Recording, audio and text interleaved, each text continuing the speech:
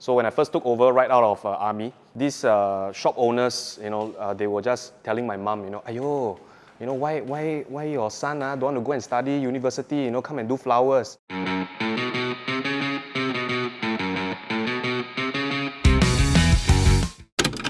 I am Stanley, I'm 30 and I'm a florist. Here are some stereotypical statements from the internet and I'm here to comment on them. Didn't you know that men are incapable of liking flowers? Huh? I think men are very capable of being in touch with their feminine self, and I think that for someone in the industry, I really love flowers and love working with all of them. So I think this is definitely a disagree.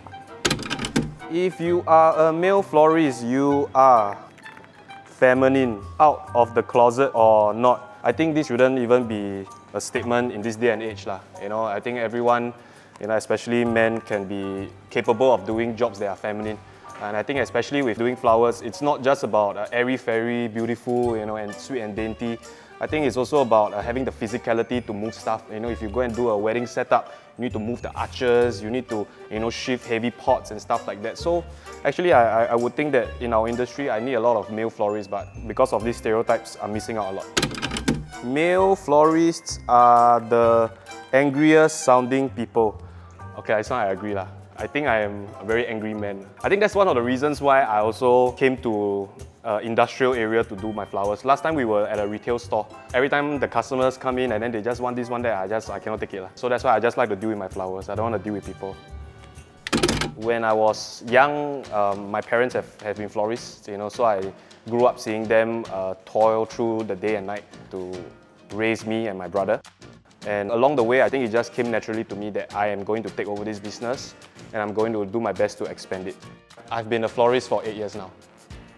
When I first started, my mom was the one who showed me the ropes. So, the usual 3 stalks of rose with some baby's breath. So the little bit more of the so-called traditional kind of arrangement. We just began to realize that people are liking the chicken rice paper, those kind of wrapping. So I can go and buy the actual chicken rice paper and go and start wrapping. But I realized that actually there's a proper material for that. It's called craft paper. So it's just craft paper.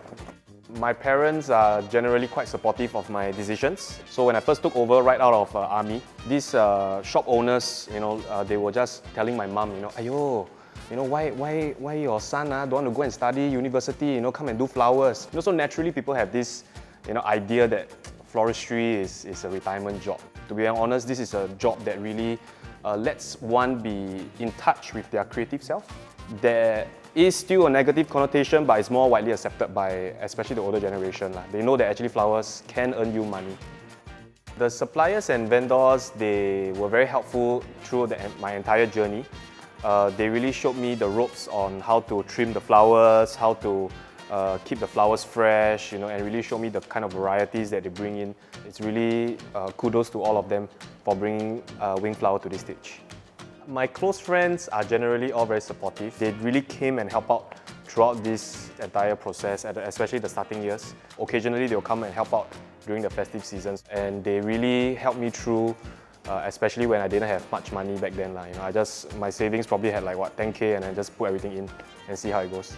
So I really have to thank all my close friends, for being integral in the founding years of Windflower after I took over. When I introduce myself as a florist, sometimes they would think that this guy can really do flowers or not, because I'm quite a big guy, and to deal with such dainty things, they might have this impression that I cannot deal with it. Whenever I meet new people and I shake my hands, they will usually notice my calluses and some of these foliage stains on my fingers. It's a conversation starter. I'll just tell them hey, I'm a florist, that sort of thing.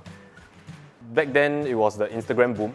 Everyone was showcasing their arrangements, and I was lucky to be part of that boom. My friends and family, they all kept liking and sharing our content and our images, and I think from there it started. And then there was some help from various personalities. They tag and share our curations and arrangements, and that's how things started to move on from there. I have a mixture of men and women in the business. My florists are females and my delivery guys are males, but I am the male florist. I am the only one. It's a daily challenge to really come up with an arrangement that pleases the audience. But I think as florists, we have to understand that you do what comes out from your heart. Whether people like it or not, that's their business. As much as I try to pander to the audience, I want to do what I want to do. And they like it, they buy it. I haven't really come across like a comment that makes me think, true, but it's mostly those one-star reviews lah. There's like just say like, hey, wow, your flowers doesn't look like the picture, doesn't look like fresh. Then after a very long day, you work like 15 hours a day just to make sure that the bouquet goes out is of quality to receive that one-star review. So usually those are the ones that kind of get me down a bit. I think most of the unforgettable moments are usually during Valentine's Day, where it's just jam-packed orders within that few days, and we just have to have sleepless nights and just make sure that every single bouquet that goes out is perfect. So I think there was one year that our delivery got some issues, and then all of them were unable to deliver. So I think that was really a crisis. So I just came in, I shouted at everyone, I said, hey, okay, all of you go and give a call to your mother, your father, everyone, whoever, and then come and help us deliver. That was one crazy moment, but luckily we saved the day. I honestly think that every bouquet that goes out is a name card, and every single bouquet that goes out is to make an occasion. My biggest takeaway as a florist is flowers go through every single occasion with you, from your birth to your graduation, to your wedding, to your death even.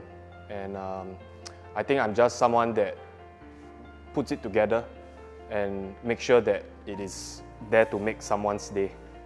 For those who have an opinion about me being a florist, just remember that when you need to buy flowers, okay, you need to make your lady's day, just know that I'm the one doing it for you, and I make sure that the quality doesn't diminish. And in fact, I think that your girl will like it even more since that I'm the one doing it, because I'm damn good. Being a man in the industry, I think we have to deal with very heavy stuff, especially when the shipment comes in, they come in big boxes, and this is not something that the ladies are able to really carry most of the time, and I think the men are the ones that are able to move this heavy stuff.